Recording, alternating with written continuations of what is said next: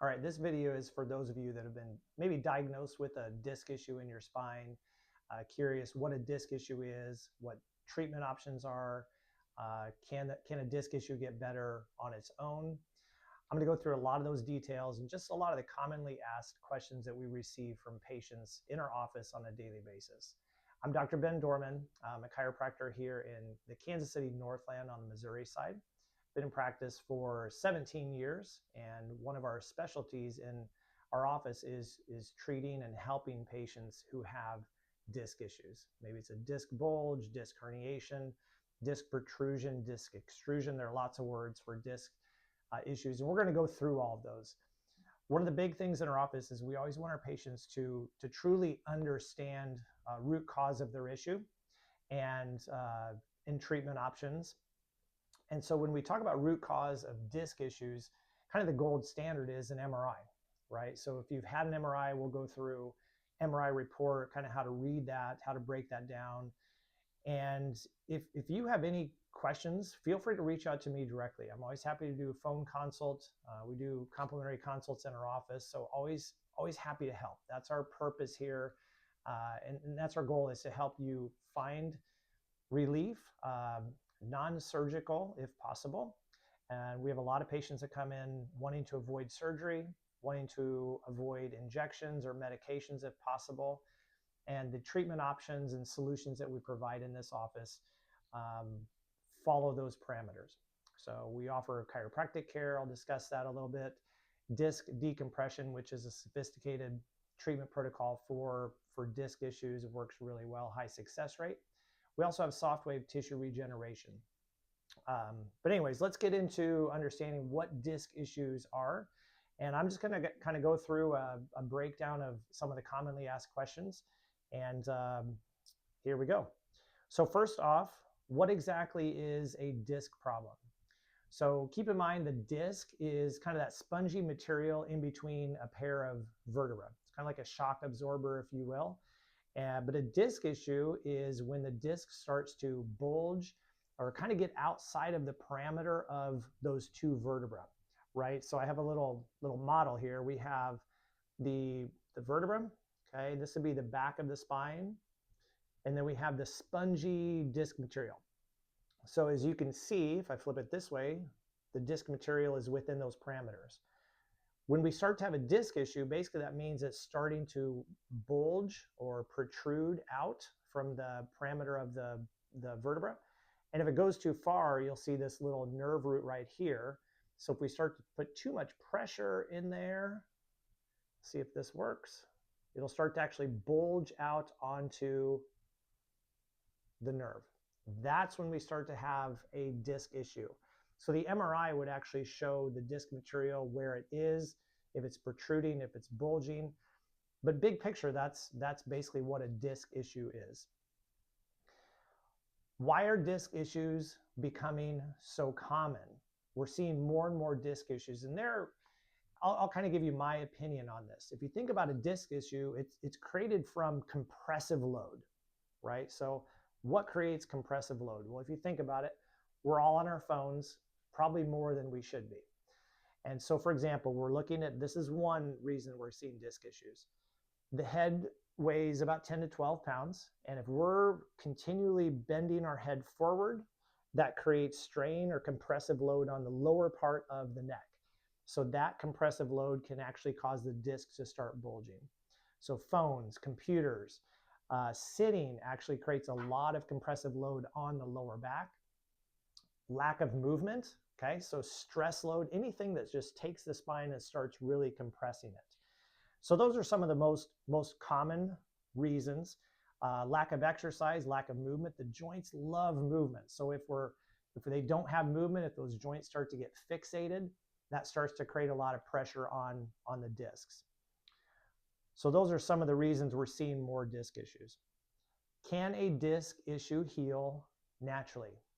Yes, it can. In many cases, it does. If we see a mild disc bulge, for example, kind of in the early stages, if the patient just rests, they get some stretching, maybe we refer them out for some PT, do some chiropractic adjustments just to start restoring some general mobility through the joint.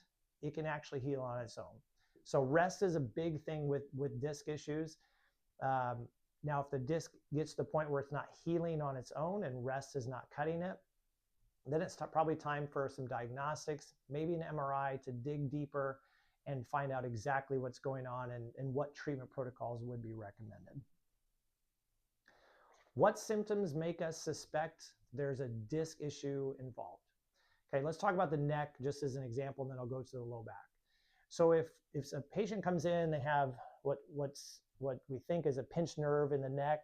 When it starts to fire down into the shoulder blade and maybe all the way down the arm into the hand, we start thinking possibility of a disc issue or a severe pinched nerve. Disc issues would also lead to numbness, tingling into the arm and hand. In severe cases, we start to see weakness in the hand or maybe atrophy of the muscles. The muscles actually start to get smaller because it's creating a disconnect between the brain and the muscles essentially because there's so much pressure on that nerve. So if we start to see weakness, numbness, tingling into that arm or hand, we start thinking disc issue. Lower back, same principle. If there's enough pressure on the disc, it's protruding or bulging out onto the nerve, we'll start to see referred symptoms down the leg. When it goes past the knee, we start thinking possible disc issue. So that's when we start talking to the patient about, hey, we might need an MRI to confirm or just to see if that is what is involved. Other things would be weakness in the leg. So again, if there's enough pressure on the nerve, it makes it hard for the brain to communicate to the muscles. Therefore, we get weakness. Numbness, tingling into the foot or feet. Inability to, for example, utilize the calf or come up on your toes, or what we call flex the foot, where you bring the foot back towards your body. So those types of things would lead us to the possibility of a disc issue. So we always try to start very conservatively in the office. We start with x-rays. We start with, some just gentle, easy treatments to start. But if a patient's not progressing or we suspect disc, then we move to ordering the MRI, and then we would proceed with other forms of treatment, helping the patient to get better naturally. Okay, let's move into types of disc problems. And this is important, especially for those of you that might have an MRI report already and you're reading all these big words. Let's kind of break down the different types of disc issues and what they mean. So we're going to talk about disc bulge versus disc herniation. So first off, what is a disc bulge? The easiest way I think about a disc bulge is you're taking that spongy disc material and it's starting to basically bulge out in kind of a uniform manner. A disc bulge is typically not as severe as a disc herniation. It's a starting point, if you will. If you think about it, you see a car driving down the road and the tires are really, really flat and it's starting to almost bulge all the way around. That's essentially what a disc bulge is. So there would be pressure between the two vertebrae. The disc material starts to bulge out. And a disc bulge may or may not cause pain. In some cases, the patient may walk around with a disc bulge, zero pain. In other cases, if it's bulging out and encroaching upon the little nerve root, that's when the patient would start to feel pain. So that's a disc bulge, generally speaking. Now, disc herniation is, if you think about a jelly donut and we start putting pressure on the jelly donut and that material starts to almost ooze or squeeze, that's when we're getting to the point of herniation. So more severe pressure, okay? So there are different types of herniations, and I'm going to break those down. The first, disc protrusion. Okay, so disc protrusion is where a specific part of the disc actually starts to protrude. So again, if I put pressure here, you'll see that red material start to protrude out, and it gets into the canal where the nerve is. Okay, so that's a protrusion. A specific piece of the disc is starting to protrude. And typically what's happening is that protrusion, what's happening is the wall of the disc is starting to weaken. Okay, so it's starting to weaken and protruding. And again, if that starts sitting on the nerve, that's when we need to seek treatment. A disc extrusion is when we take the protrusion to basically the next level. There's enough pressure where the wall of the disc has weakened to the point where the material from inside the disc is extruding out. So again, jelly donut, the material is starting to like squish out, if you will. Okay, those are tougher cases. We treat a ton of those in the office though. Just typically take a little bit longer to get better. Sequestration or sequestered disc, that is actually where the extrusion, so the material from the disc, is sequestered or separated from the disc in and of itself, okay? And so that would be pretty severe case. Maybe it was a weightlifting injury or something really abrupt where there was a lot of pressure all at once and the material literally broke through the outer wall and now it's sequestered, hanging out there. So that's a disc, a sequestered disc. So point being with disc issues, then how do we treat those? The underlying principle, how do we treat a disc issue, is we're taking these two vertebrae that are compressed and we need to start opening them, okay? And I'll get into this in depth here in a little bit, but that's basically how we need to open up the disc or remove pressure from it. So either you go and you start removing parts surgically, or if you want to maintain the natural parts, which most of us do, we start decompressing or opening that area, and I'll get into that in just a little bit. So with a disc issue, when should someone get an MRI? So with our patients, our protocol in here is if it's not an emergency situation, let's say a patient's had low back pain going all the way down into their foot now for about a month, they present to the office, we suspect a disc issue, we do some x-rays first, we start treating either with chiropractic and or disc decompression. If we aren't seeing a positive response in about the 2 to 4 week mark, or if their symptoms are getting worse, then we order an MRI. We already suspect it's a disc. We've seen thousands of these over the years. We know probably how to treat it. But if they're getting better, great, then we probably don't need the MRI because we're already resolving the issue. But if we're not seeing results and we have a conversation with the patient, here's how MRI would work, here's the cost, here's how your insurance works, and then we would refer out for that MRI. Another question regarding MRIs, do all disc issues require an MRI? And the answer is no. Again, if the patient is getting better, if we're seeing progress, really no need for the MRI.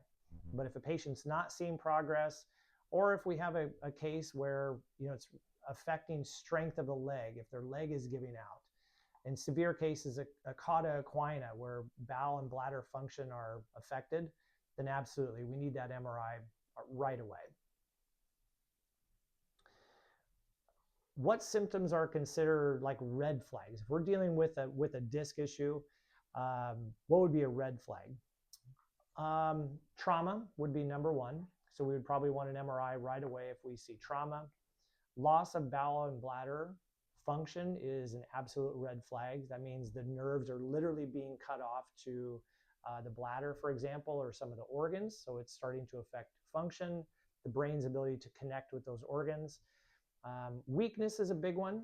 If we start to see weakness, atrophy in the muscles, we're probably going to order an MRI right away and see exactly what's going on. How do you read an MRI report?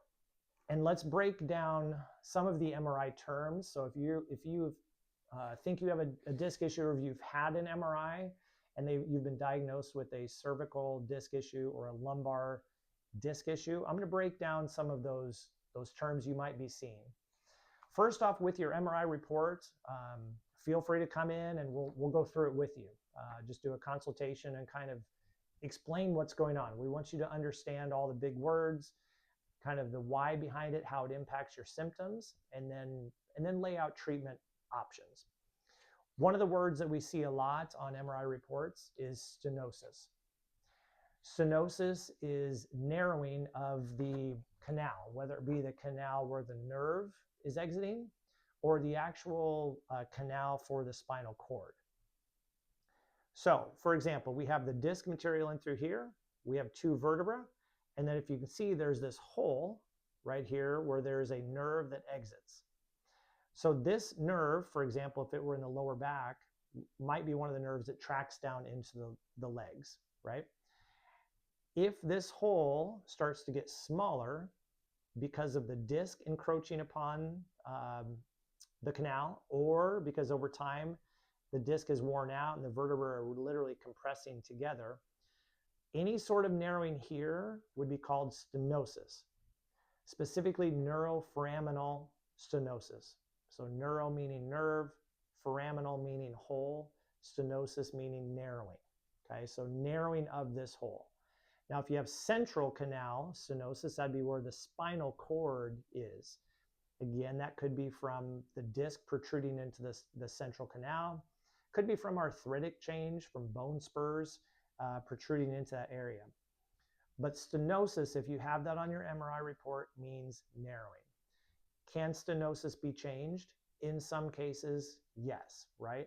So if the disc is protruding, causing the stenosis, if we can open up the vertebra, creating a vacuum effect on the disc and it sucks back in, okay, then all of a sudden the hole is bigger than it was before, right? With the goal of taking pressure off of that nerve.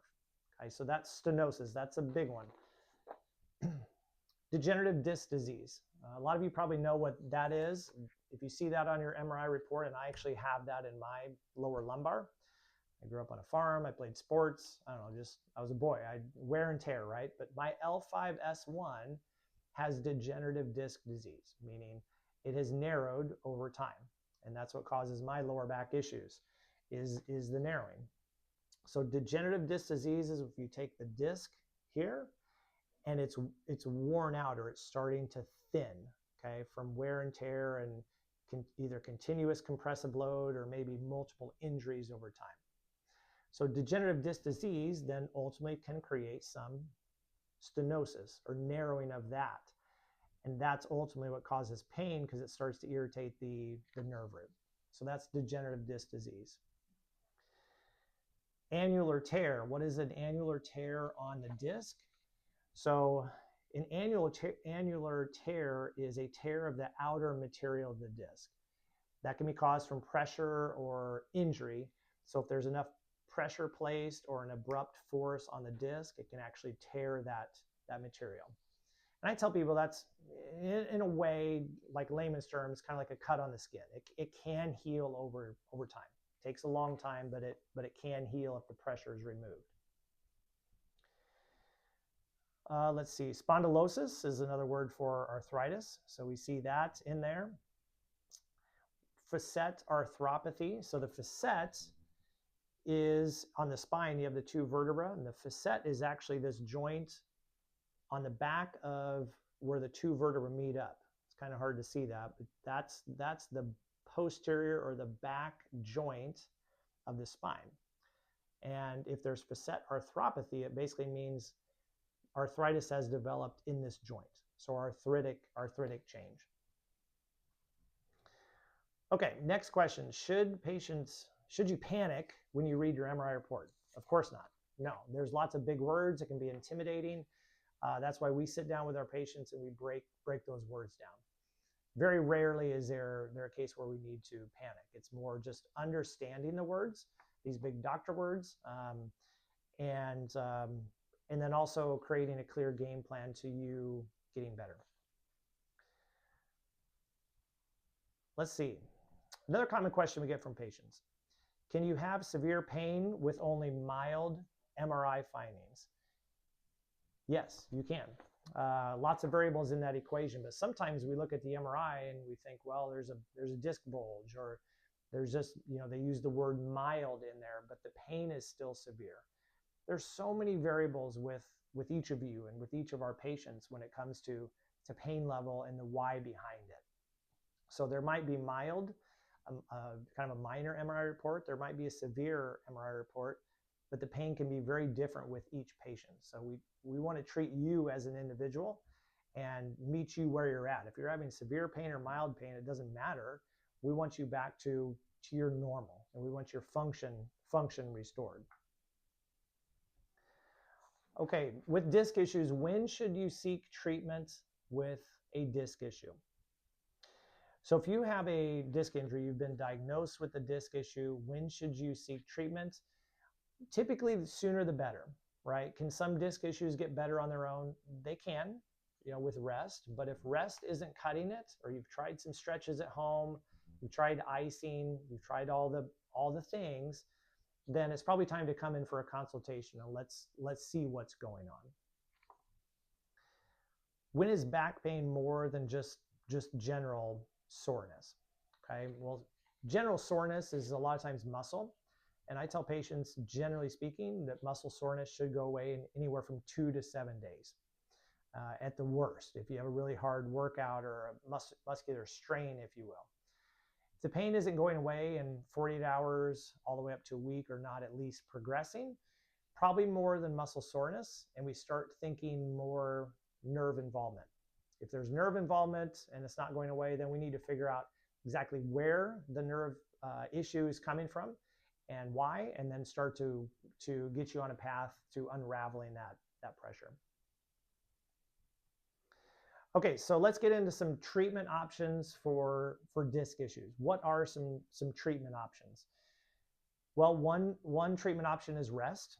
Okay, sometimes rest does the trick. The body is innately designed to heal itself, right? So it's always trying. Sometimes though, rest just doesn't cut it with the disc issue. So if you've tried resting, it's getting worse, or it's just not getting better, just go with your gut and seek care. And you're always welcome to come in here. We'll do a consultation, talk with you, and see if some of our services may be of help for you. Medication is an option. Some of our patients seek that, although a lot of our patients don't prefer that, especially long term, because we don't just want to mask the symptoms. We want the body to actually get better.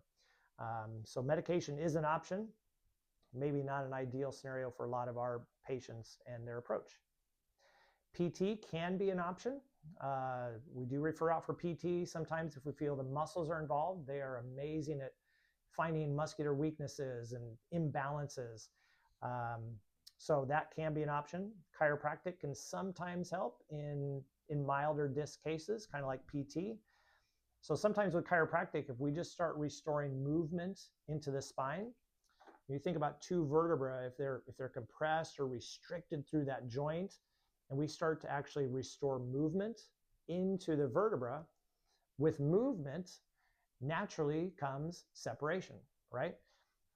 So I say life is motion. If we keep moving, we're going to keep our joints really separated.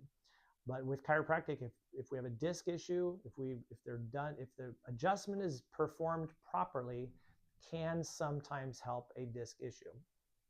And that's something we can help you decide when you come in. Disc decompression. This is probably one of the most effective forms of treatment for an actual disc issue. So if we have a patient that has had an MRI, they've been diagnosed with a disc issue, a disc bulge, disc herniation, disc protrusion, disc extrusion, we will typically have them do some disc decompression. The studies shown with the units that we use here, which are the DRX 9000, the gold standard, best of the best disc decompression systems in the world. The success rate is 92%, is what the latest research has shown. It works wonderfully. And the reason that it works is very logically, if we take two vertebrae that are compressing, creating a disc bulge, pressure on the nerve, if we start to gently decompress those vertebrae, so we're opening the vertebra, it creates a vacuum effect on the disc, which is awesome, right? Because the vacuum effect allows the disc material to resorb back in, and most importantly, off of the nerve. So it keeps all parts intact. We're opening the vertebra, disc sucks back in, off of the nerve, and we restore function into that area. Discs do take time to heal. Patients always say, well, how long is this going to take? And if it's a disc herniation, typically anywhere from 8 to 12 weeks on average. And I tell people, hey, if you break an arm, it takes 8 weeks to heal. And if a disc is truly injured, especially that outer wall, it's just going to take time. We want all of our patients to feel better as quickly as possible, but we also just have to be patient in those situations. Other treatment options for disc issues: injections. Okay, so pain injections can help mitigate pain. A lot of our patients try to avoid those if possible, or would prefer not to do those, just because we want to get true correction of the issue. Now, again, sometimes patients will get an injection done, the pain goes down, they rest, and the disc can heal on its own. So it's a viable option, especially if patients are in so much pain they're having a hard time functioning. Surgery. This is obviously the last resort, and the surgeons we work with, refer to, will tell you it is the last resort, and they prefer not to do that unless it's an emergency or if all other treatment options have been exhausted. Why is that? Well, if we go in and we start cutting on the disc, we do a discectomy or laminectomy, we start removing parts of the body, then all of a sudden we have scar tissue. We've affected the natural, function of the joint, and there can be long-term ramifications for that. We treat a lot of patients who have had surgery in the past, and we have quite a bit of success with that. So even if you've had surgery on your spine, no problem, come on in. In most cases, we have treatment options available to help you avoid another surgery. How does the DRX 9000 exactly work? So the DRX 9000 uses a logarithmic pull, if you will. So when you're laying on that table, let's say, for example, you have an L5-S1 disc issue. So you're laying on your back. Basically what the machine is doing is we program into the computer L5-S1. So you lay on your back, you're harnessed in, and it will start to gently pull L5 and S1 apart. And the first time I did it, I'll be honest, I didn't think it was doing much because it was so gentle. I could feel a pull though, but then the next morning I was actually sore. And the reason I was sore is because it was starting to literally stretch and lengthen those fibers in between the vertebra. But it's typically about a 20-25 minute treatment, and it works to just create space and that vacuum effect on the disc, where the disc material can suck back in. And when the disc material sucks back in, it opens up this hole where the nerve is, and the long-term goal is pressure off of that nerve. Keep in mind, these nerves that branch off of the spine, that's how the brain is sending signals through the spinal cord, through the nerves, out to all the tissues, organs in your body. So if you want your calf to be able to function, the brain has to be able to talk to it, ideally at 100%. So I tell my patients, if there's pressure on one of these nerves, if the disc is bulging out and sitting on the nerve, it's like having a bad cell phone signal within your body, right? The brain is unable to connect to the musculature where this nerve is going, okay? That's what can cause numbness, tingling, weakness. It wreaks havoc on whatever tissues that nerve is trying to communicate with. So the DRX 9000, the goal there is create space, okay? Open the vertebra, vacuum effect, and allow this disc to resorb back in. Who is a good candidate for disc decompression? We help patients to identify that when they come in. A good candidate for disc decompression is patients who have disc degeneration in their spine, so narrowing, disc bulge, herniation, disc protrusion, disc extrusion. Those are all typically very good candidates for disc decompression. Facet arthropathy, okay? Anything where we need to basically open up or create space through the spine. Who's not a good candidate for disc decompression? There are certain cases where if we have, for example, spondylolisthesis, maybe a grade 3 or grade 4 severe spondylolisthesis, not a great candidate, especially if that joint is unstable. If it's stable, we can possibly work on that, but if it's not stable, then this will not help. Patients who have had surgery, for example, a fusion, not typically a great candidate for DRX 9000, but it is a case-by-case basis. Emergency situations are not good candidates. So if there's a cauda equina case or severe weakness into the leg or the arm, sometimes there are just cases that are beyond what we can do in this office. And if we feel that's the case, then we'll refer out for a surgery consult right away. How does SoftWave fit into our treatment protocol? SoftWave is a sound wave based therapy. We've been doing SoftWave here now for 2 or 3 years. And it's a fascinating technology where it kind of looks like an ultrasound wand, but what it does is it emits sound waves into the tissues about 3-4 inches deep.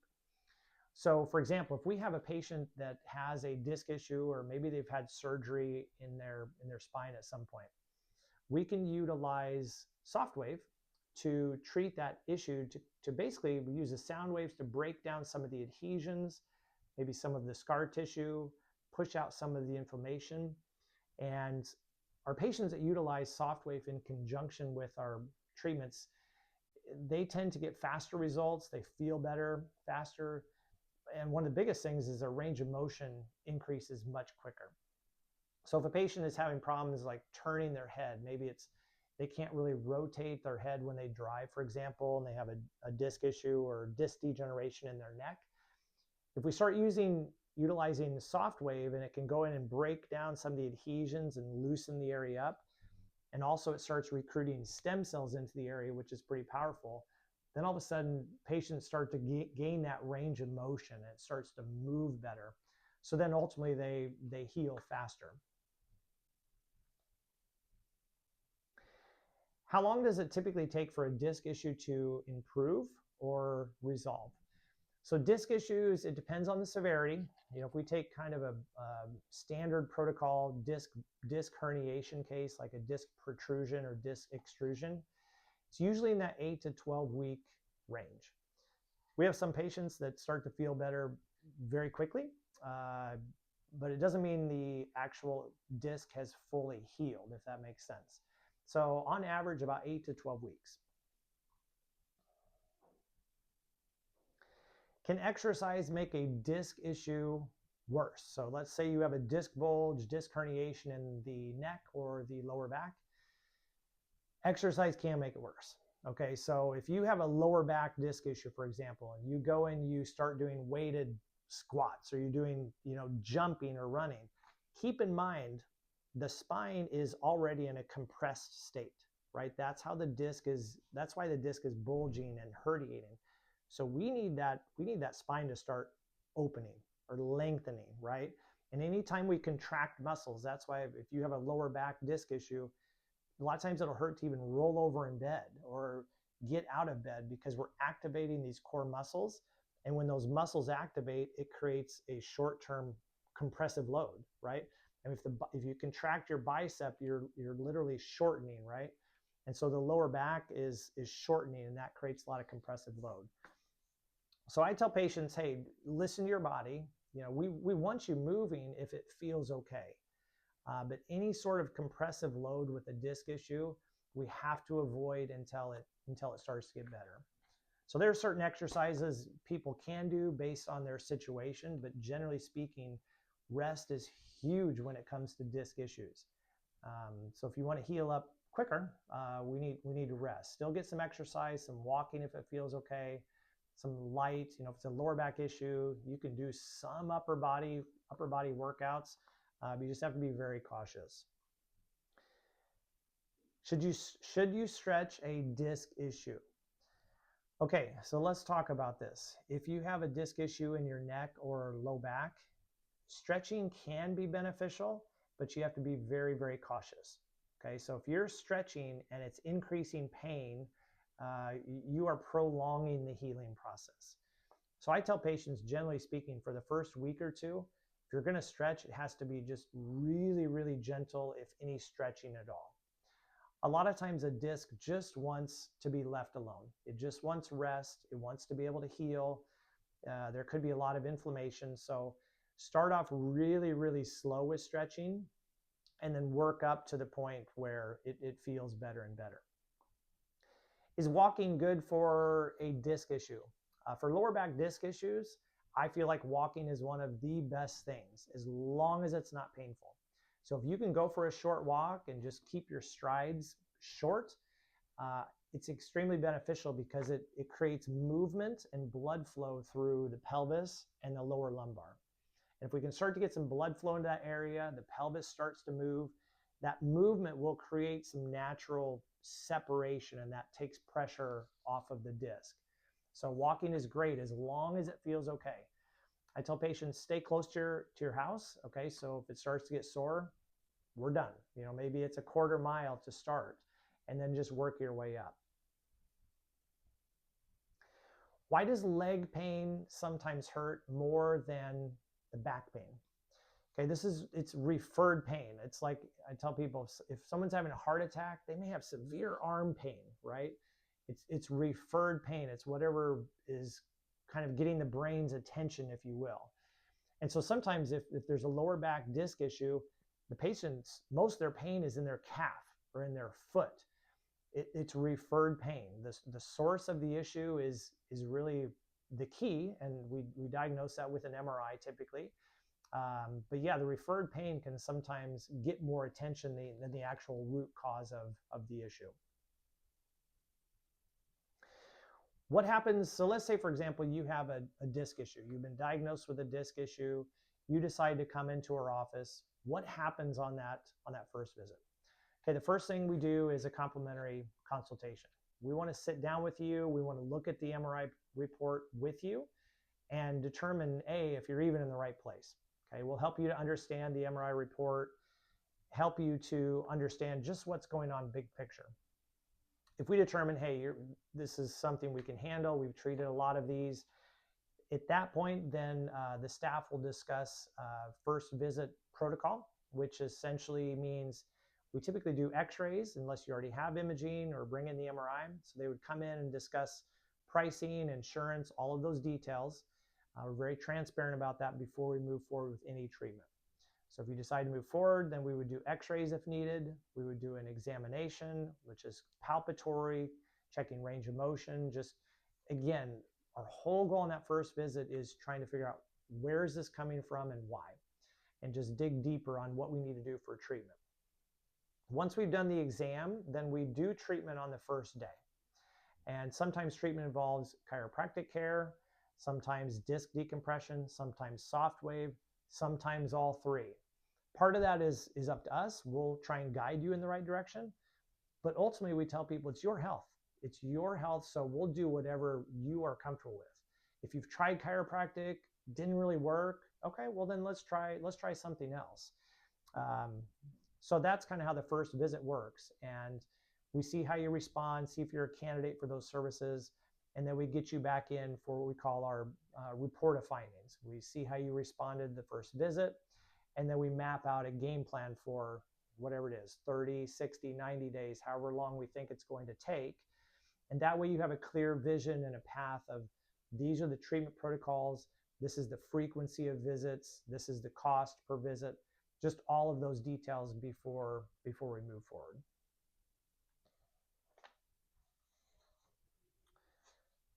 Why is getting the right diagnosis important when it comes to disc issues?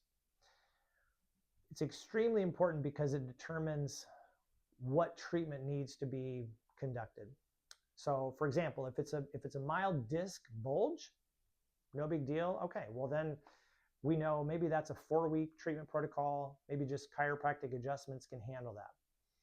Conversely, if we're dealing with a disc extrusion, for example, okay, so the disc material, like if we think about a jelly donut, that material starts to ooze out or it's pushing through the outer wall. Okay, that's a lot more severe than a disc bulge. And we try to be upfront with you as our patient saying, hey, this is going to take longer, more than likely. And so with an extrusion, we probably would start looking more towards the disc decompression.